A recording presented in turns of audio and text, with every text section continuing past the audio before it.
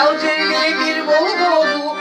Yaş olunca damın gibi gördü. Sütü sarı öptün yaşı. Hay bana balkından öptün yaşı.